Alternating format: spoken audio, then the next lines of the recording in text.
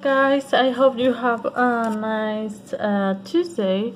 So today what we're going to do is that we're going to check the activities from this news partial. So in the first one you had to match the vocabulary with the picture. So we have 1. Buy the groceries. 2. Cut the grass. 3. Walk the dog. 4. Iron the clothes. 5. Pay the bills. 6. Sweep the floor. 7. Vacuum. 8. Put away the clothes. Then we're going to have the grammar section. Remember that it is important to memorize which of those are regular or irregular. Then we're going to have like activity where you just have to write down the past participle of these irregular verbs. So we have buy, bought, do, done, drink, drunk, eat, eaten, make, made, meet, met, read, read, say, said, speak, spoken, sweep, swept, tell, told, win, won. Then we have a conversation where you have to use the present perfect. Have you done? What have you done today? Nothing very exciting. I have cleaned the house. I had cooked dinner. Have you had an interesting day? Over here, if you notice, we have as an auxiliary, as in any of the items, but also you're going to have as an main verb. That's why we're going to write it down in the past participle. We have you had an interesting day. ¿Has tenido un día interesante? No, not really. I have been sick. I haven't done anything. Today, I've paid the bills and I've bought the groceries. Have you had an interesting day?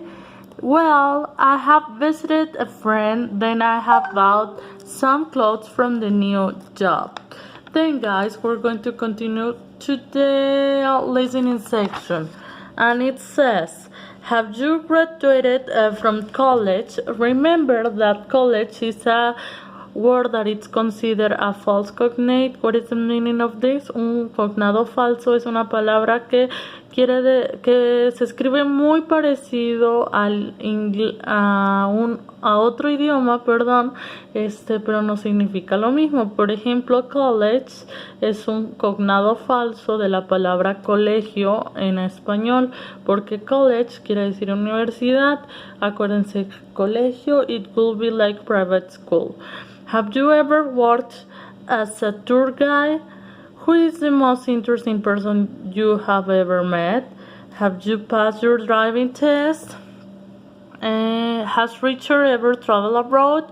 What is the meaning of travel abroad? To travel to another country. For example, Canada, Italy, that's travel abroad. Out of your country. How many countries has Yuki visited? A. Who is the most interesting person Yuki has met? Her father. Has Richard passed his driving test? Has Yuki graduated from college? Yes. Then we have the pronunciation section. Over here you just have to listen the different pronunciation between the full form of I have and the reduced form I've. So you're going to have number 1 full, 2 reduce, 3 reduce, 4 full, and 5 reduce. Okay, so what you have to do today, guys, is that you're going to go over page 140. Yes, 40, and you have to match the vocabulary with the pictures. We have get a promotion. When you get a promotion, is that, for example, you are working in a job and then you are not, for example, anymore a waiter. You're going to be the manager of the restaurant. That's get a promotion. Okay, travel abroad, I already explained it, when you go out of the country. when you travel to another country. Pass your driving test is the exam that you make in order to know if you know how to drive a car. Okay, run a marathon, that's a true cognate. Ese es un cognado verdadero. La palabra maratón, pues es maratón. Get a credit card, it's another true cognate. Graduate from high school or college. It's a true cognate, un cognado verdadero. Graduarse de la preparatoria o de la universidad. Okay, so you have to match these images with the words. Then we're going to have the theory from the difference from present perfect and simple past, but we already have a video about that. Something that we didn't mention in that video is that we're going to have these words that we're going to use from the present perfect, and I'm going to explain you those words right now. The first word, or the time expression that we are going to that it's going to help us to identify the present perfect, is the word ever. It means alguna vez. We use it in interrogative sentences. We're going to have auxiliaries plus subject plus the word ever plus the verb in past participle. For example, have you ever been in Cancun? We will say that we use this word in the middle of a sentence. Es diferente si nosotros decimos,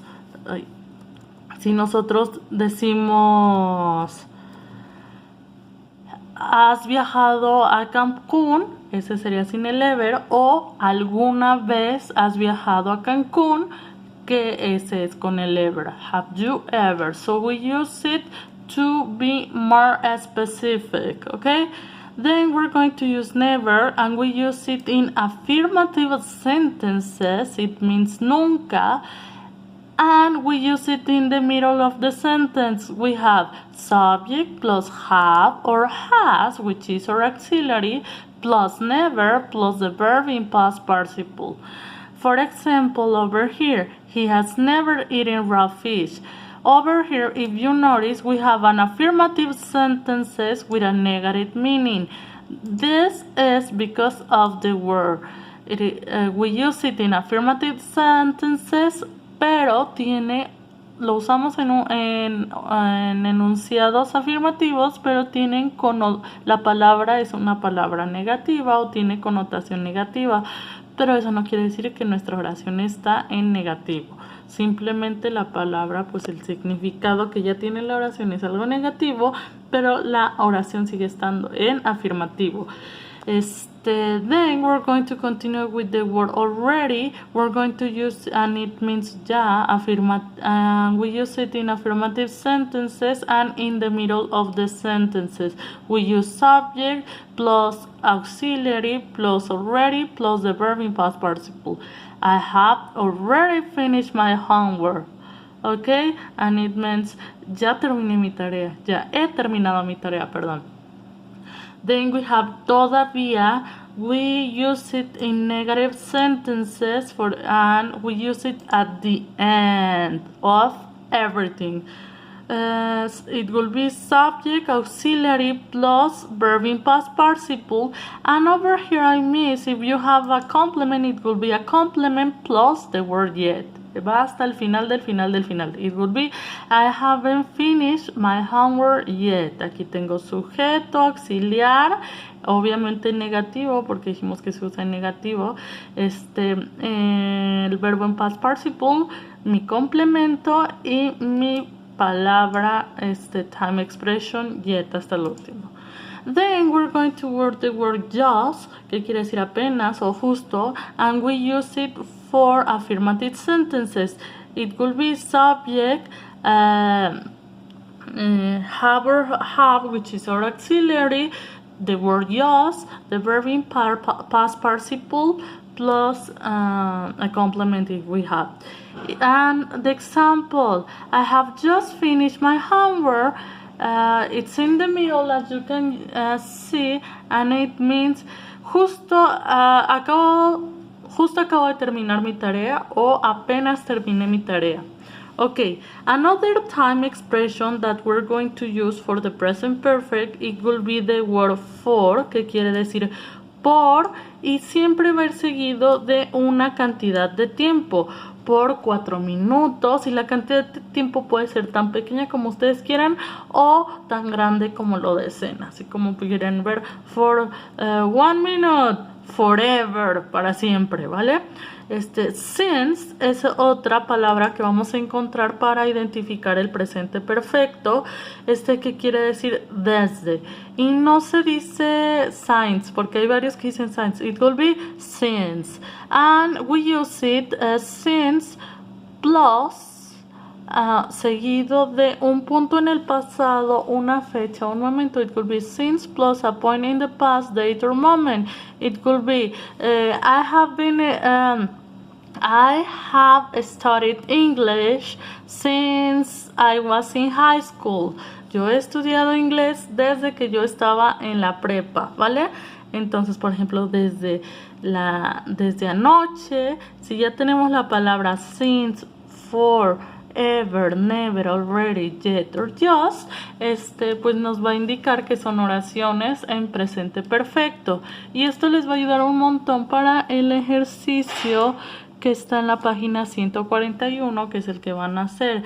Over here, you're going to use, it says complete the sentence with the correct form of the verb in the parentheses. It says, last summer we... Aquí van a decir que voy a poner pasado simple, que es I went to the Maldives, o I have gone to the Maldives, que luego vamos luego se les explico ese, pero muchas veces en lugar de utilizar gone vamos a utilizar been, ¿vale? Chicos, si recuerdan en el video anterior, es importante enfocarnos también en el uso. Ahí no encontramos ni la palabra since, ni ever, ni already, ni yet, ni just, ni for, ni since. Entonces eso quiere decir que nos vamos a enfocar en identificar el uso.